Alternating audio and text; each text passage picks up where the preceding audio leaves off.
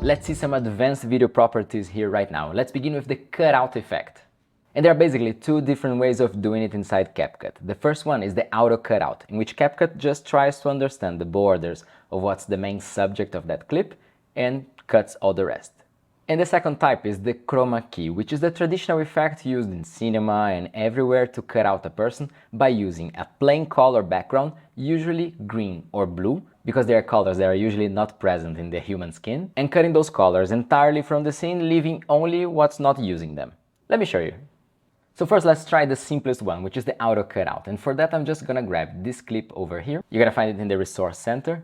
Let me place it right at the start, and I'm simply gonna click on the clip and I'm gonna come up here to the panel and I'm gonna choose auto cutout.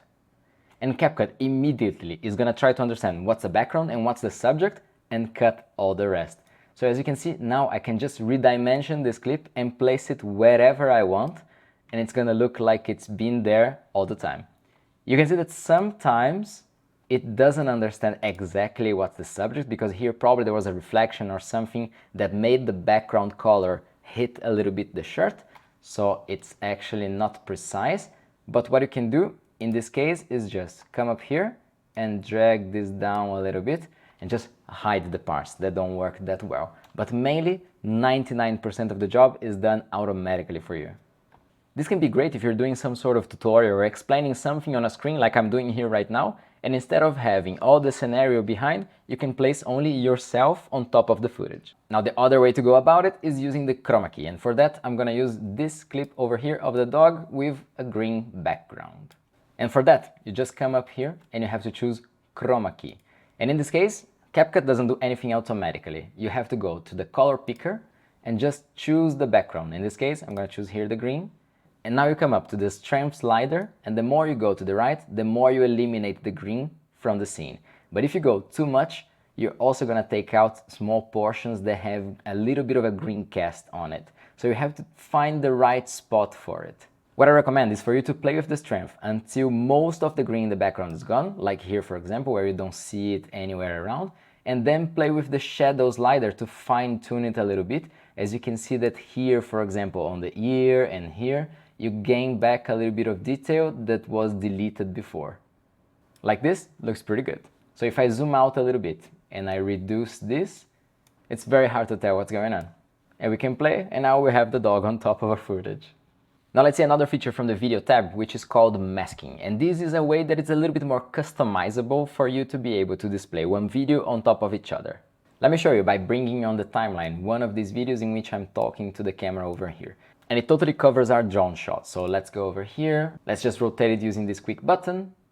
I'm gonna make it smaller a little bit. And let's pretend that here I'm explaining something about this landscape. I'm just gonna be positioning myself here in this corner and coming up to mask. With the clip selected, you have here now on the masking option many different shapes. And one of them that I think it's very nice for this kind of video is the circle one. So this is gonna create this circle on top of the footage that you can make bigger or smaller as you wish.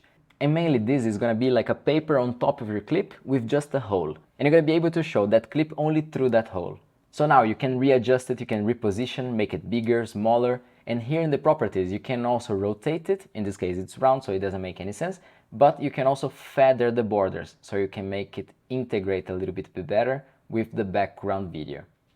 So let's say you like the way that it is right now. If you just move it around, you're just moving the mask. But if you want to move the video down to have it in the corner, for example, you have to come back to the basic tab and just move the entire video to the corner. And now you have an explainer video on top of the footage you want just by using masks. You could, for example, import another type of video over here. Let's import this one. And as before, now this is totally covering our layer below. Let's go to mask. And I'm gonna use film strip. And now it creates a film strip in which I see this video only in the middle, and I can adjust the height of this bar.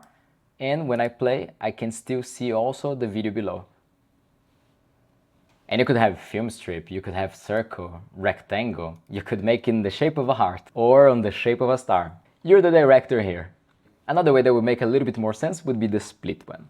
And I'm only going to remind you that if you look here in the corner, you see that we have the diamond shapes over here, which means keyframes.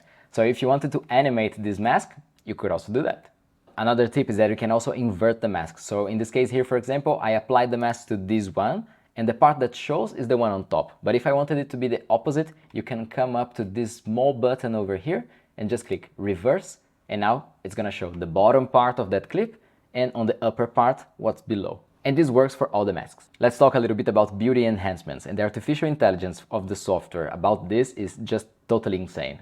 To access this panel, you can come up here and just click on Enhance, and now you have many different options. They're all unmarked. Let's go one by one. On face, you're gonna have many different options like evening out the skin, smoothing the skin, and you can see that it makes a lot of difference. It goes from very plasticky to more natural. So you can find a place in between that you like. You can go brightening the face if it's necessary. Teeth whitening is also insane in this. You can go to the right and just make it totally false, but you can find a spot in between that looks very good. Skin tone is a pro function, but it's also amazing. Let me show you. If you wanted to completely transform the tan of the model, you could just click one of these and they all actually look quite natural. It's incredible. I'm gonna leave off, otherwise you cannot export this video. And let's go to facial beauty. And here mainly you're gonna be able to change physical dimensions. And this is quite difficult for the software to do because it has to stretch the image around. So you're gonna see that in some cases it manages to do a very good job, like making the face thinner a little bit, but you see that it wobbles also the rest, like the hair and the neck, everything changes a little bit. So you have to be very careful with the intensity you're gonna use these sliders. Here it changes only the lower, the middle, or the higher part of the face. So if you have a big forehead like me, you could make it a little bit smaller. On makeup, it tries to understand the features of the face and apply a complete makeup, or you can split it by eyelashes, shadow, lipstick. But let's just do one here that is complete makeup, and it can look quite fake, but some of them can look very real, like this one for example. Still, you have the degree slider, in which you can lower the intensity a little bit to make it look a little bit more real. Or you can just pump it up. Let's see, with and without, with and without. Now for the body enhancements, let's bring in this clip over here. On the preview panel, when you zoom in, you can see also this thumbnail over here, so that you can see the part of the image that you want. And now I'll just click on body and we have many different options over here. So for example, we can try legs, and this tries to make them longer a little bit, but also you can see that it's stretching out the whole beach. So if you don't want all of that, you have to be very careful with how strong you use this effect. Most of these are going to work better if you have a very simple background, because like this the software can just stretch the background and you won't even notice the difference. Waist.